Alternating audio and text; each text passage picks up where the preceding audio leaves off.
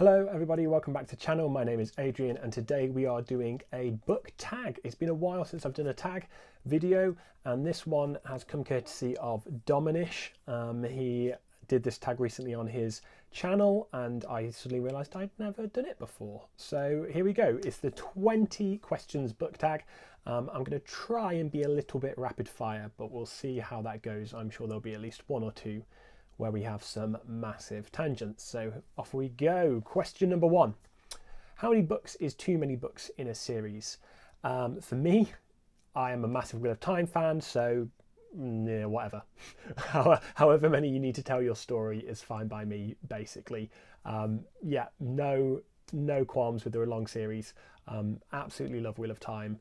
And I can see myself jumping into Malazan or other books that are many book long series. I don't have a problem with it. So as many as you need to tell your story.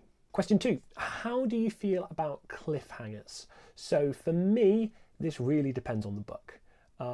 If I really am enjoying the book, I'm much more likely to give a cliffhanger ending a bit of a leeway, let it off a little bit, like I won't mind because I'm invested. If it's a book that I'm feeling a bit meh on, a bit uncertain on, it might just tip me over into really not liking it.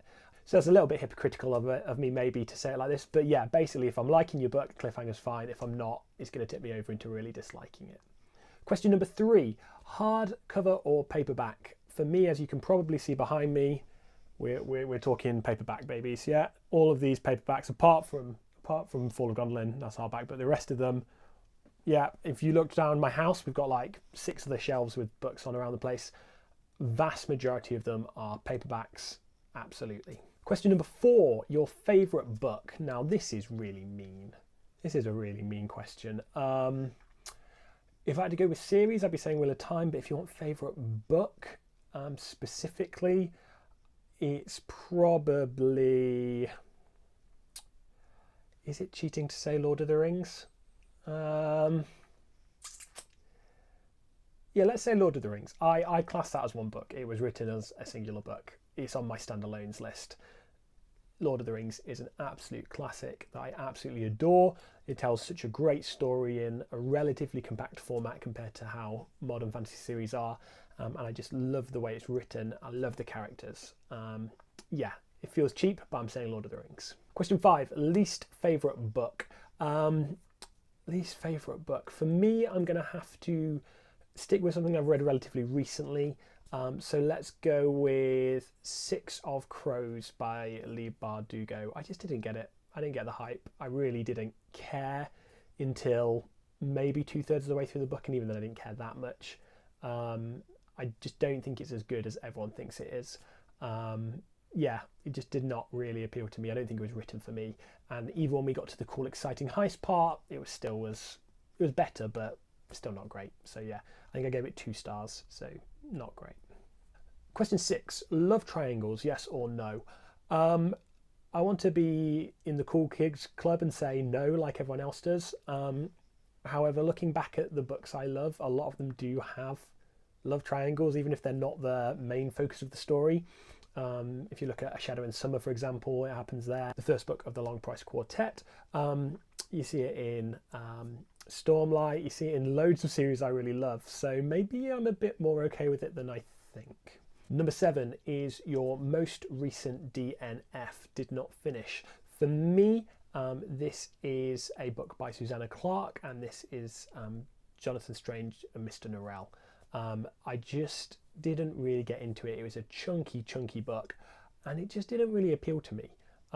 It just felt very slow, plodding. The style, like the writing style, was interesting, but not really for me. It's strange because I picked up Susanna Clarke's other book, Piranesi, and absolutely adored it. So who knows, maybe I need to give it another go. But yeah, currently that's my most recent full-on DNF. Question number 8, what book are you currently reading? For me, I am re-listening to the Dresden Files, but I'm reading for the first time this one over here, Shadow of What Was Lost. Really love it. I'm liking it so far. I'm a good chunk of the way through it. But yeah, definitely really enjoying this book so far. Number 9, the last book you recommended to someone. So if we're counting recommendations on my channel, I suppose the last book was probably from my last My Week in Books video. So yeah, I really liked Guards, and I really enjoyed Empire in Black and Gold by Adrian Tchaikovsky as well. So I suppose you could take them as recommendations. Other than that, the last one I recommended to somebody in person, I definitely recommended the Dresden Files to a friend of mine who was looking at that kind of series. I've got one of my sister-in-laws into the Dresden Files. That's probably my most often recommended book, as well as my most recently recommended book. Number 10, oldest book you've read. I don't know. I am really bad with dates of when things were written. So I'm imagining some of the older books I've read. Obviously I imagine it's probably Pride and Prejudice. I would imagine, although I don't actually know what date that was published. But in terms of classics, that's probably the oldest. A lot of the other classics I've read are like more modern classics, if you get what I mean. So we're talking George Orwell or Ray Bradbury, stuff like that. That's not really classics in the sense. So I'd probably say it's Pride and Prejudice, I would guess. Newest book you've read. I've not looked at the exact dates, but the two books I've read this year that are releases from this year are The Shadow of the Gods by John Gwynne and A Desolation Called Peace by Arkady Martine. So they're the two books from this year that have been released that I've read. I really love both of them, by the way. Both very, very, very good books. Question number 12, your favourite author. Here we go. Spoilers for my top 5 favourite authors video that I released the other week. So if you don't want to know that list, tune out for 10 seconds. John Gwynne. John Gwynne, absolutely love the man. Writes incredibly well. Super hyped for his new series as we get going as well. Brilliant. Question 13, buying or borrowing books. I am very much a book buyer. I wish I borrowed more. I should really borrow more books from the library and from other people, but I buy books. That's kind of what I do. It's what I like to spend my money on. I enjoy owning books. So yeah, book buyer most definitely. Question 14, a book that you dislike that everyone else seems to love. Because this says dislike, I'm not going to pick something I really hate. I'm going to pick something I was just a bit meh on, and that was actually the Red Rising, the initial trilogy. I didn't mind Red Rising. Golden Sun lost me a little bit. Morning Star I did like, and then the ending ruined it for me. I've not picked up Dark Age or Iron Gold, so yeah, I'm just continuing to leave that there at the trilogy. Don't feel the need to really continue with that. So yeah. For me, I know lots of people love that series and can't wait for the final instalment, but for me, yeah, don't really love that series as much as everyone else seems to. Question 15, bookmarks or dog ears? Who dog ears their books? What monsters? What absolute monsters? Definitely bookmarks for me. You can see my bookmark in here. My bookmark is in fact my business card, so there you go. But yeah, definitely bookmark, definitely not dog ears. Monsters, absolute monsters. Question 16, book you can always reread. So my go-to series for a reread is Dresden Files. Absolutely adore it. I could reread those all day long. If I had to pick a specific book that I could always reread though, it's The Hobbit. It's quick, it's fun, it's just enjoyable. It's just a really, really quality book. I remember reading it as a 11-year-old or whatever and loving it. And yeah, could always reread The Hobbit with no issues whatsoever. Question 17, can you read while listening to music? Yes, depending on what the music is. Normally I want to go instrumental music. I don't really like vocals when I'm trying to read.